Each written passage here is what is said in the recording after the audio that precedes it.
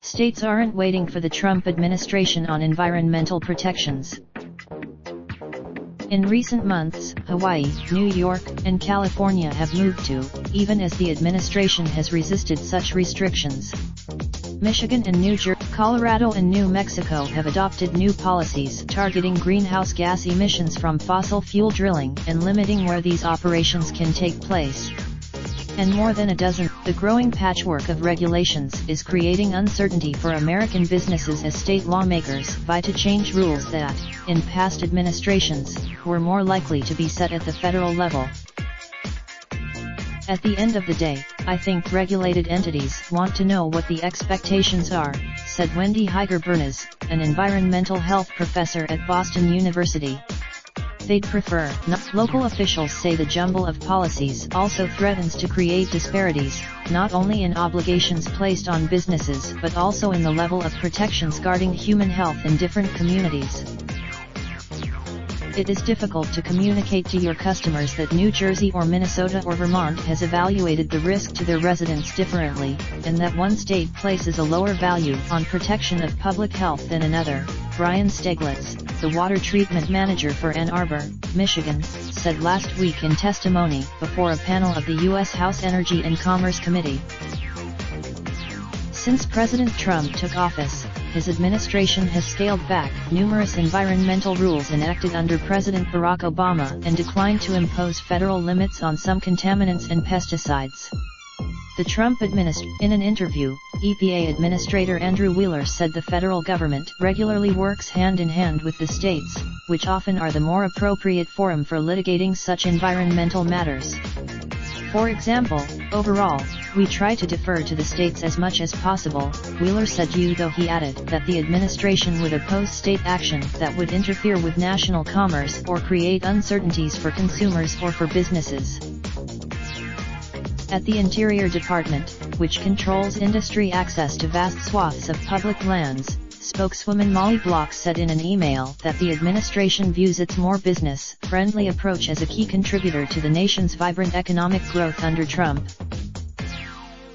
We will continue our work to advance President Trump's deregulatory agenda, which has boosted the American economy, she said.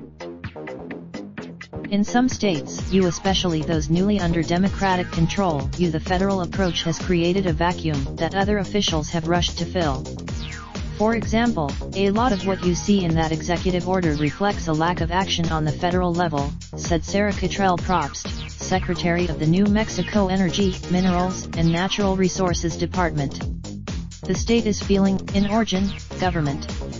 Kate Brown D. States also are taking the lead on chemical and pesticide regulation, as the EPA in some cases has held off on setting exposure limits or banning some substances outright. At least a half-dozen states have pushed forward with their own plans to limit a class of compounds known as polyfluoroalkyl and perfluoroalkyl substances, or PFAS, saying ample evidence exists to regulate them.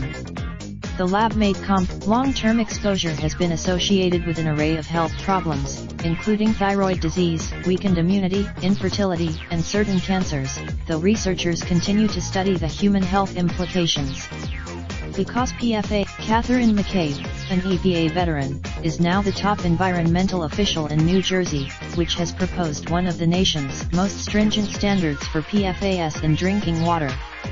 The state also, McCabe said, it would be better for the nation and for industry if the federal government set a single national limit for PFAS in drinking water. It doesn't serve any, given the health threat, however, McCabe said the need for action is urgent. I would love to wait. Companies such as 3M, which faces significant regulatory and cleanup costs, also have pressed for a national standard. We support Wheeler said the EPA is acting with urgency, pointing to a long-term PFAS action plan released earlier this year. But he said one of the most pressing splits is unfolding in the auto industry, as the EPA and the Transportation Department prepare to finalize for cars and smaller pickup trucks.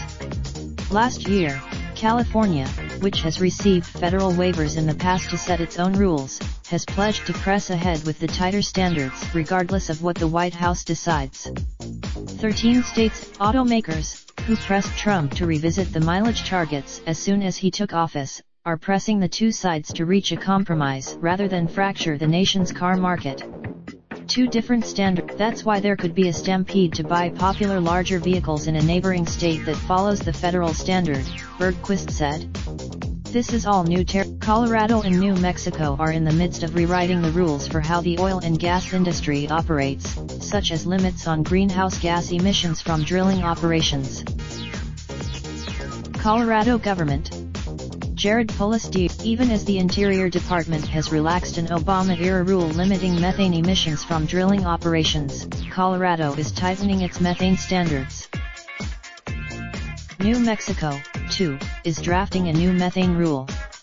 Meanwhile, Interior had planned to auction off more than 4,000 acres of leases in the Greater Chaco region last year, but in the face of public criticism. Robert McIntyre, spokesman for the New Mexico Oil and Gas Association, said in an interview that his members are used to dealing with both state and federal regulators, and are engaged in discussions about how to curb methane that leaks or is deliberately released and burned off.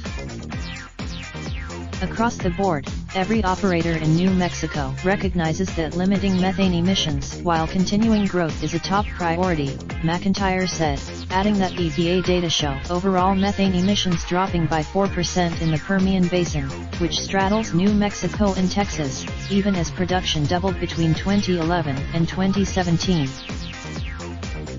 Eric Milito, Vice President of Upstream and Industry Operations for the American Petroleum Institute, said the industry recognizes the role of the states as regulators. But he said the localities should not have the authority to ban oil and gas operations, said Milito, whose group is now working with regulators to help shape how the new law is implemented. They should have the zoning. Raindrop, truck, top smoking, no cooking the hot pot. Fucking on your bitch, yeah, that. Looking up, open the park pot.